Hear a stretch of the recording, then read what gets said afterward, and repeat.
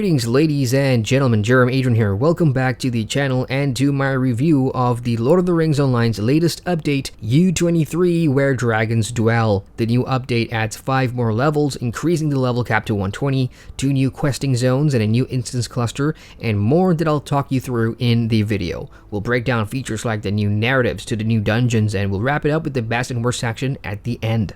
Let's get to it, shall we? And let's begin with the new narratives and stories with the update. And part of why I was excited to come back is to see what Standing Stone Games does with the main stories after the Mordor expansion, now that the One Ring storyline is over. There's many more stories to be told, and U23 is a good example of this. With the new update, players are pursuing several narrative threads that answer questions about what's been happening to the other races and regions in Middle-earth while we were taking down Sauron in Mordor. I'm not going to go through the stories in depth with major spoilers, so here's a quick summary of all 3 new major storylines. First up, we get to learn more about the Longbeards and the Zelruka dwarves, 2 dwarven clans that couldn't be more different from each other. The start of the update plays up the tension between the two, and the introduction to the new zones and quest chains involves heading east into the Iron Hills to check up on Nain and what's going on over there. And that leads to the discovery that the Iron Hills, which is one of the new adventure zones, is being invaded by Easterlings out of Rune who are looking for a new home. There's one particular quest chain I really enjoyed, which is where you help an Easterling save his family from his own people, from becoming victims of the war effort, and eventually get them settled down in their new homes in the land of Dale. I like that narrative aspect of showing us that not all Easterlings, or enemies of the free peoples of Middle-earth for that matter, are downright evil, and that there is a path to a better life for those caught in the war by no choice of their own. The second narrative thread that you'll progress after helping out in the Iron Hills steps it up quite a bit and brings back some familiar names to the story. Nori has taken an expedition to Arad Mithrin in search of an ancient kingdom, and unfortunately there's been no news. Fearing a Balin 2.0, his brother Dori puts together a crack team of rescuers, which includes you, to go north and find them. At the same time, a band of Zelruka dwarves are also heading north to claim these ancient dwarven ruins as their own, and your character sort of juggle tasks for both groups as you scout the region, prepare the expeditions, get these guys to trust each other, and that eventually goes south because a familiar antagonist, Karasgar, the Weeping Warrior, is also here to stake his claim to the land.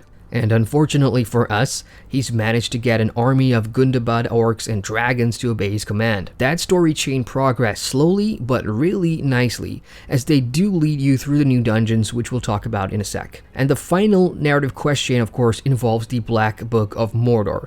And I really enjoyed this one a lot too, because it involves Durin, son of Thorin III Stonehelm, king under the mountain. Durin was sent east to his uncle Nain for safekeeping during the war, and now Daddy wants you to fetch his son back home, and this plays out at the same time as the first narrative chain that sends you to the Iron Hills.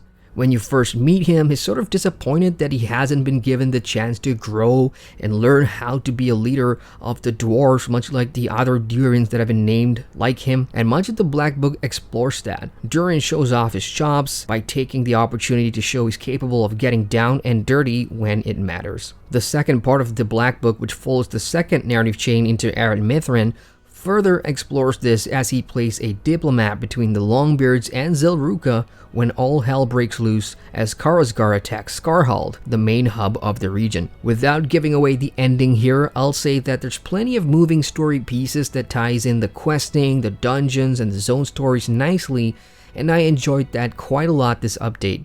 It also shows that the narratives don't necessarily need to involve a star-studded cast to be engaging.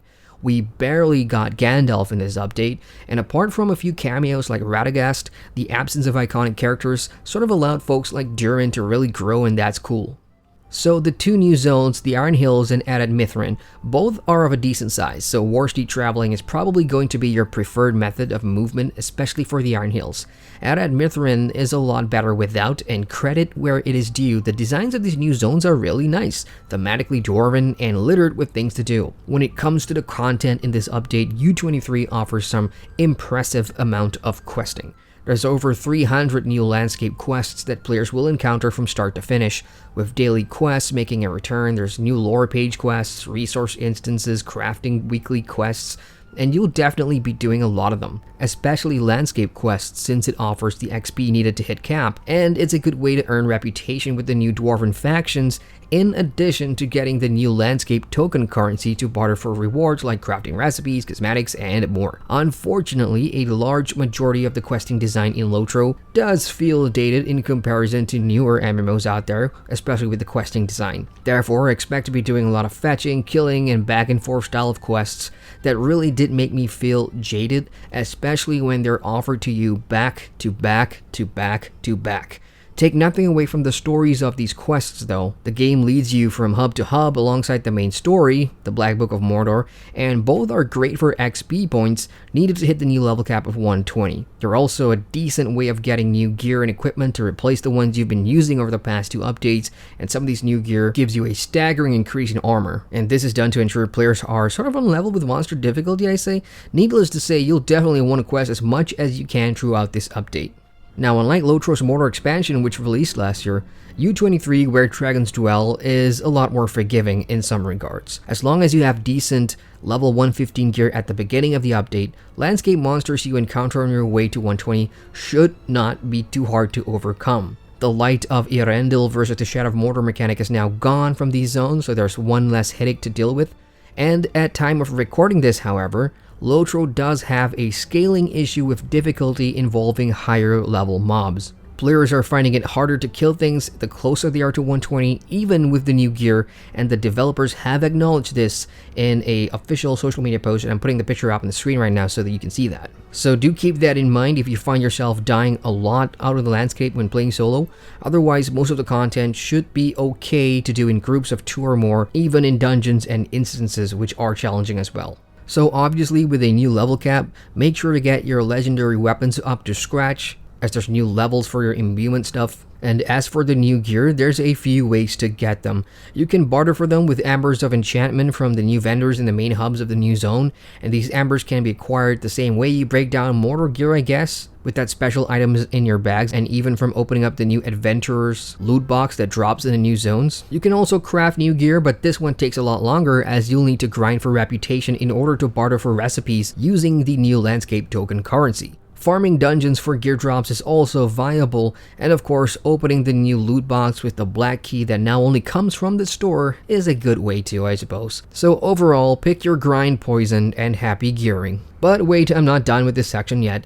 So for a personal experiment to see just what drops from these new endgame loot boxes, I sort of dropped the money on keys to see how easy it is to get gear from 4 random chests, so take a look.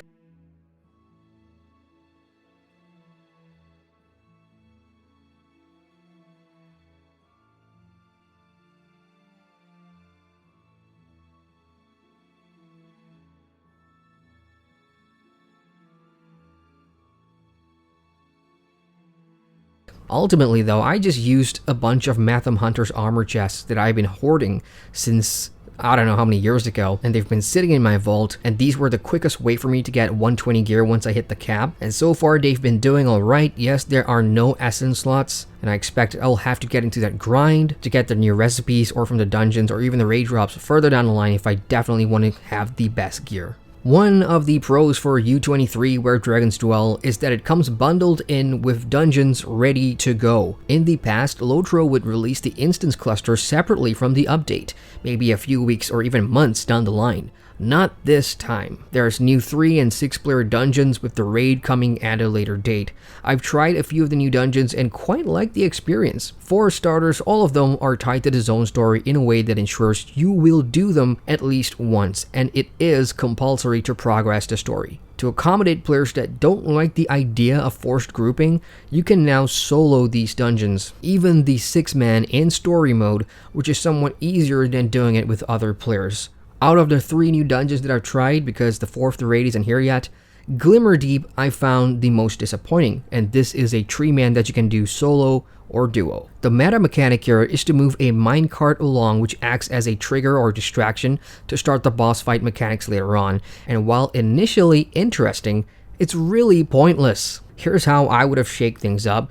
Give us a reason to babysit it. Maybe have some spears littered around the instance where if players go out of their way to kill more trash mobs to grab them and collect them, we can then use these weapons to upgrade the minecart to be used as a weapon down the line, to maybe deal a damage over time dot to upcoming trash mobs when the cart moves to the next area, something like that. It's risk versus reward. Make the minecart mechanic more interesting. The boss fight, however, is somewhat challenging, and that's a redeeming factor, I guess. The 6-man thikil-gundu is my favorite on the other hand. Firstly, it sort of wraps up the Nori expedition storyline and also sets up the upcoming raid. The design of this dungeon is pretty fun as you crawl from room to room seeking out lore pages and all the while learning more about the lore and history. Doing this solo, the NPCs that join you like Dory and Gloin are very OP because they kill things in here so easy. But I'd imagine the full Fellowship version of this will be really fun. Let's get on to final thoughts then, starting with the best features of U23. Hands down for me, personally, it's the new stories, and it really gave meaning toward the exploration and questing in these new zones, which otherwise would have been extremely dull without.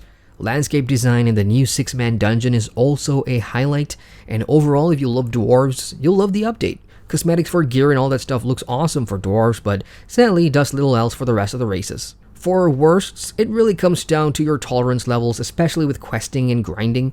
Parts of it are fantastically paced to move the adventure along, so there's always that sense of excitement. Oh, what am I going to see next? Oh, what's going to happen next? And in some areas, everything just grinds to a frustrating halt as the amount of mundane tasks come in large quantities, especially in Scarhold. When you get there for the first time, boom, here's 30 quests from 10 different dwarves to do 50 different things, and you don't get to see anything else until you get these done. It's very traditional, and Lotro is that sort of game, so your mileage will vary. Overall though, for VIP subscribers and lifetimers, you guys sort of get this for free, and U23 is a pretty solid update on the content front, and you'll be spending quite some time in here farming rep and other currencies for gear once you're done with all the story content. For freemium players, is the asking price of $19.95 Lotro Points worth it? It's definitely a steep increase in price from the quest pack of the past, but you're getting 2 new zones instead of 1, and dungeons straight away to boot, so there's definitely some value here. If you love stories in Lotro's Middle-earth, then yeah, I'd say jump in. And that wraps up my review for The Lord of the Rings Online's Update 23, Where Dragons Dwell. Lotro players, feel free to share your thoughts and experiences, your pros, your cons, your best, your worsts about the new update in the comments section below. Hit the like button for more MMO reviews, and feel free to subscribe to the channel for more content. Once again, I'm Adrian, and I thank you for watching. Hey folks, welcome to the end screen. Thank you very much for watching that video. If you want to watch more, you can click on the cards at the bottom here, and feel free to subscribe to the channel with the button down there, which will give you notifications on all my latest uploads. Later, Gator.